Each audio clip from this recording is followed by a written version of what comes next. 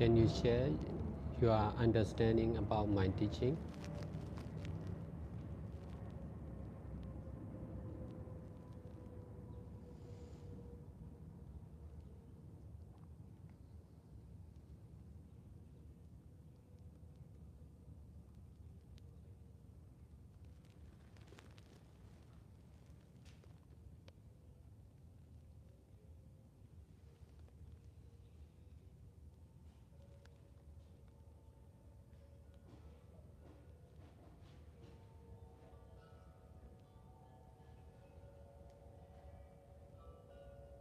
How are you practicing meditation now?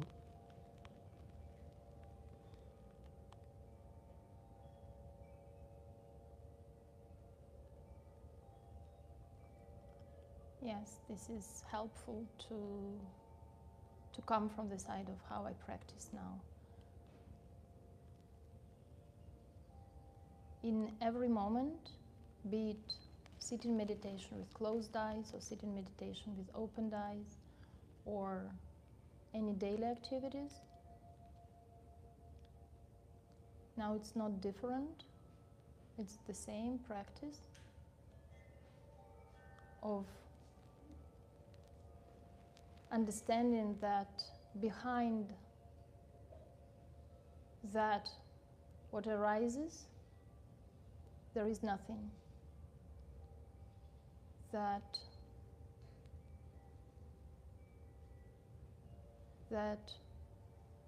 what arises mainly is misunderstanding as something,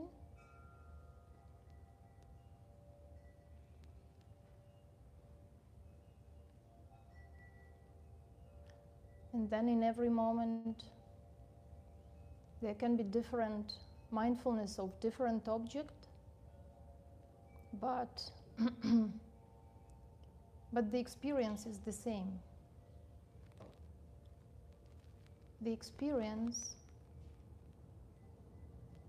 is that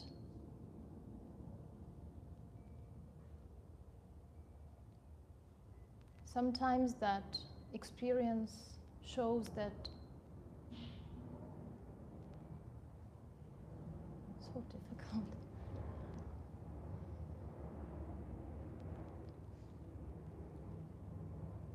The experience is the same, that there is nothing and it is impermanent and changing, and sometimes it is just impermanent and changing, but sometimes it is nothing, with next moment understanding that this is false, this is fake.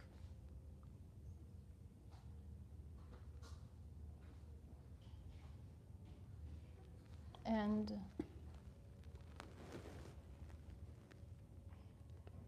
it is as if the truth is hiding behind what comes first.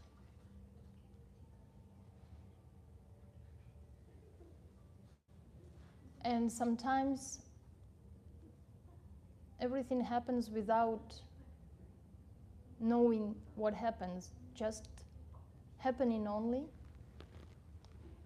And then the mind wants to grasp the idea about something, wants to give a name, to know. And then the understanding of detachment comes, or of attachment and the detachment.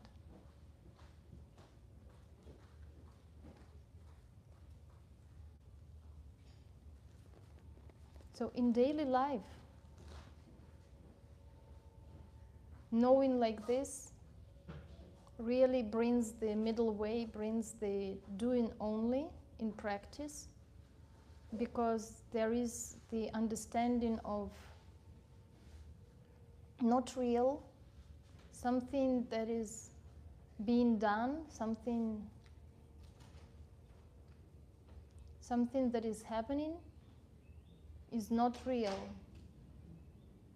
It's just, again, one moment after another. It's like a code that comes. We don't need to unpack this code. We don't need to see inside the code. We need just this code to let be as it is, without going into details. This code brings a lot of information about something, someone, what color, what place, what distance. But we don't have to be interested in this. We can just not know about what is inside.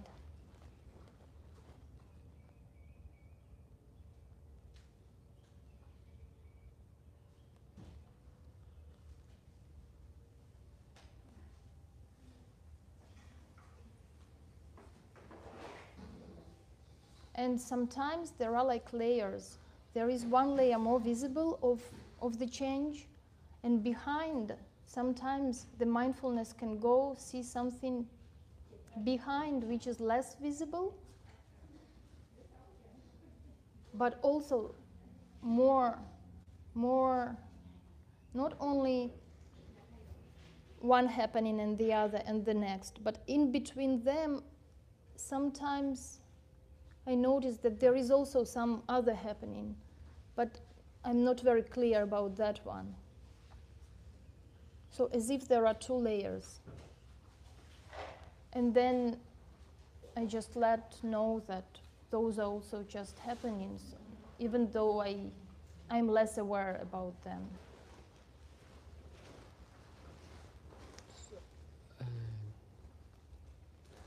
The more we are paying attention on selfless impermanent nature, the more we are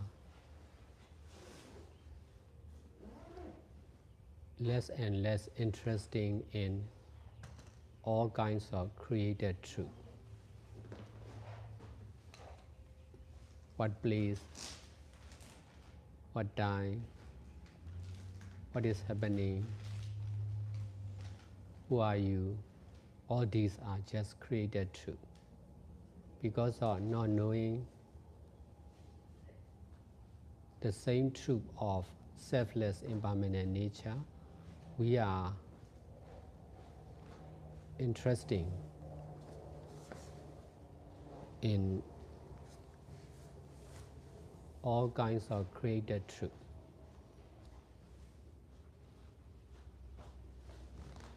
Like the movies, all are creation, not real. But we like creation.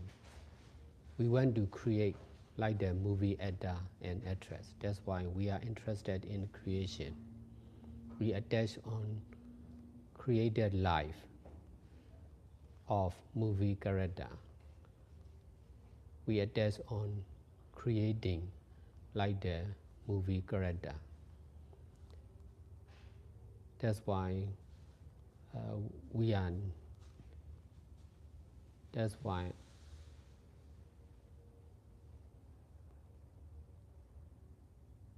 ourselves are just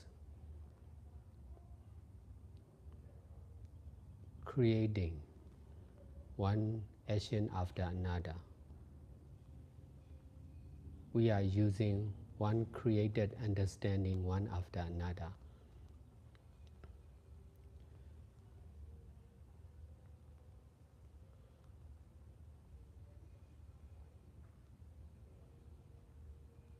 The whole world is also busy with creating one action after another by using physical, verbal, and mental action.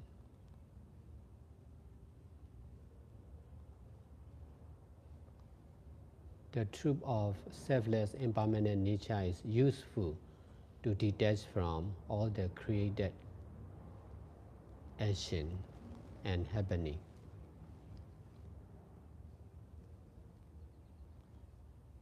In this way, the mind is free from ignorance and attachment.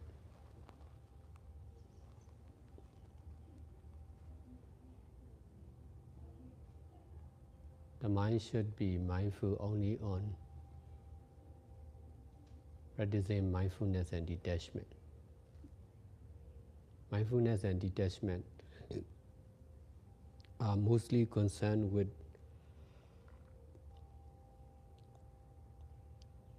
ever-changing, selfless, impermanent nature.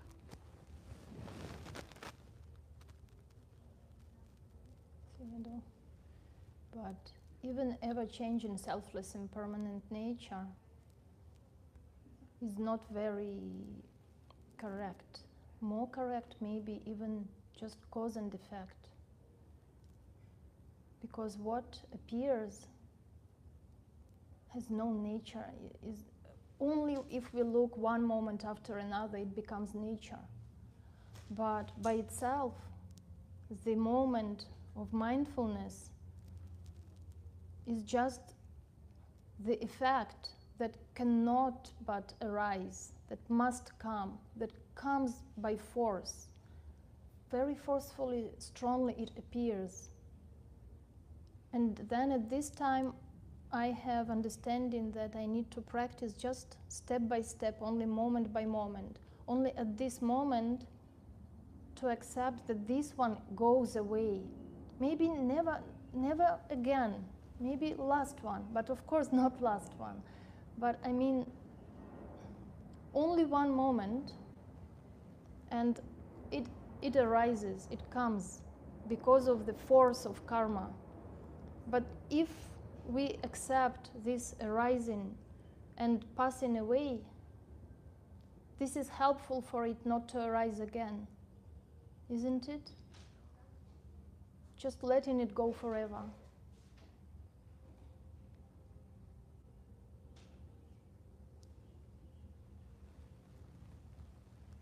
Am I now too metaphoric?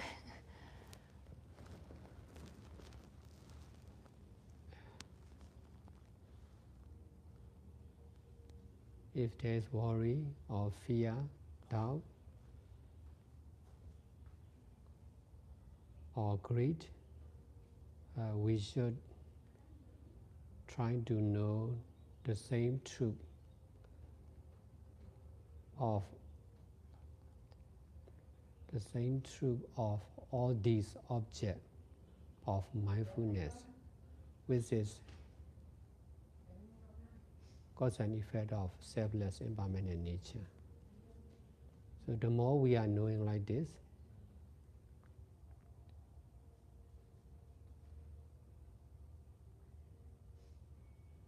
the less worry, fear, greed, anger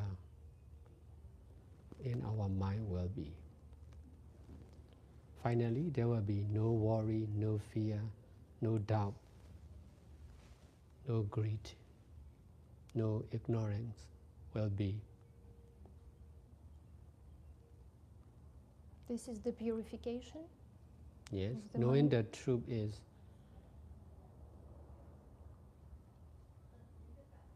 the real purification of the mind. So because of the power of the truth. The truth is really powerful. The truth is permanent. That's why whatever concerned with the truth, it will disappear for sure. Because greed, anger, delusion, ignorance, all these are not permanent, not real. Because of not knowing with the truth like this, there are greed, anger, and delusion in the mind endlessly.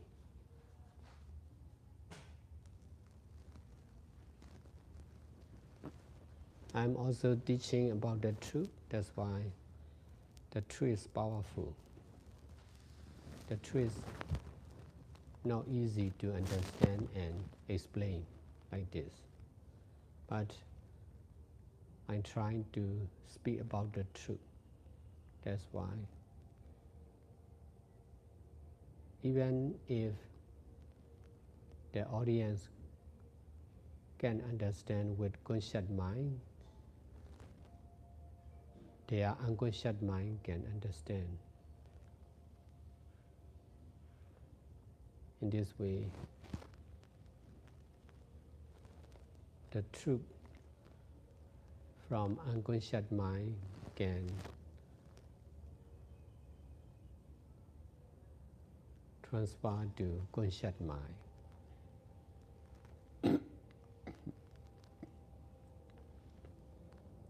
My teaching is about the unconscious mind. Most of the people are not knowing about unconscious mind. That's why they are difficult to understand. My teaching is not for conscious mind.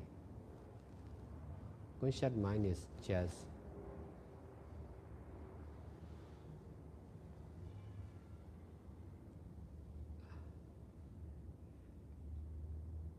a part of the mind. The real mind is concerned with unconscious mind. This one is a representative.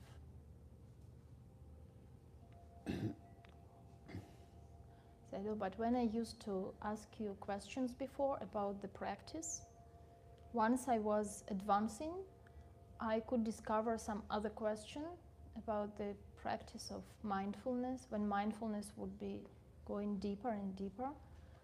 And then you would give me an answer and I would understand just intellectually, but there was curiosity to discover and understand what you answer. So I would go and sit and practice just, I don't know how, but to see what you say, to experience what you say. And then I could understand it by myself.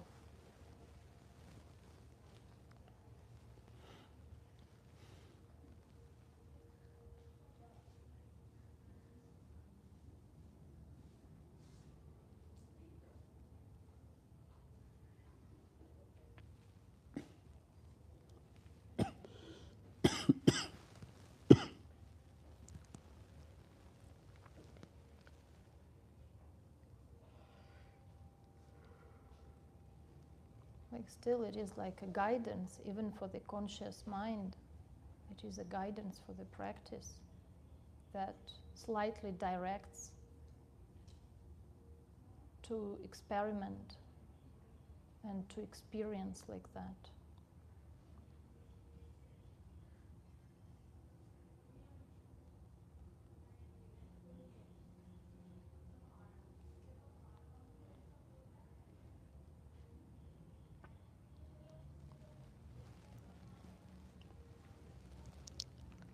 There are also different levels, as some other students notice about your teaching, that we can start by bulk practice in bulk, in gross, just seeing the nature of change. Usually practitioners see the nature of change of created objects, see just their impermanence. But we need to learn to see the mind so that we can see impermanence closer. And then, because there is the grasping for understanding, we need to see the understanding as impermanent and not mine, no self. And then when we see the understanding, which is so important, but we see it as not mine and impermanent, then it gives the clue for everything, and to see that everything actually is impermanent and just changing. And then the nature opens up. We need to change the focus of attention from objects to the nature of those objects, because they all have the same nature. The objects are not important.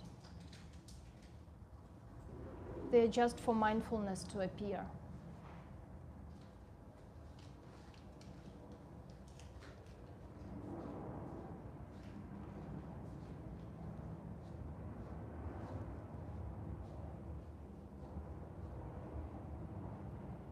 In order to understand the truth, we need to detach from creation. Most of the people or living beings are attaching on creation. created by someone. So we must stop creation of ourselves and we must detach from the creation of the other.